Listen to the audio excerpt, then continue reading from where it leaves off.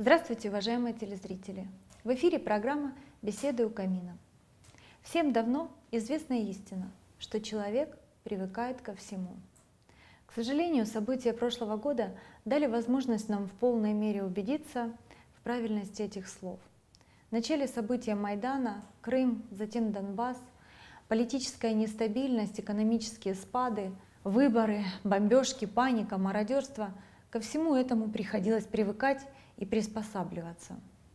В такие моменты каждый человек, сам того не замечая, переживает определенные этапы внутренней перестройки. Первую неделю с начала кризиса каждый, кто находится внутри ситуации и борется с ней, испытывает состояние внутреннего героизма. А затем появляются ощущения определенного удовлетворения, что пришлось пройти через определенные сложности в своей жизни, справиться с ними и обрести веру в то, что скоро все закончится. Но если хорошие перемены не приходят, наступает следующая фаза — фаза разочарования. Это состояние одно из самых долгих и опасных, потому что разочарование влечет за собой апатию ко всему, что происходит, агрессию и нервозность. Человеку свойственно искать виновного в данной ситуации, и чаще всего это близкие, начальство, власти.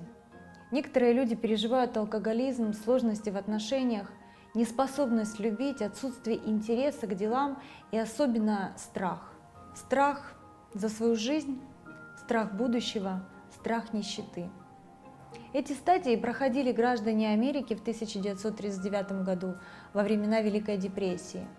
Эти ощущения описаны многими людьми в Грузии в 90-е годы, во время войны. Поэтому очень важно взять себя в руки как можно раньше, понять, что в данной ситуации бесполезно искать кого-то виновного, что никто, кроме вас самих, не решит эти проблемы. Не стоит злиться на себя или других и требовать быстрых изменений.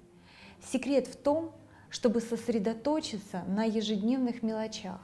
Ощутить вкус каждого дня, найти то, что вдохновляет вас, дает ощущение наполненности, помогает восстановить психологический баланс. Это могут быть спорт, физическая работа на свежем воздухе, окружение себя приятными запахами, выбор живой, натуральной еды, любимые занятия.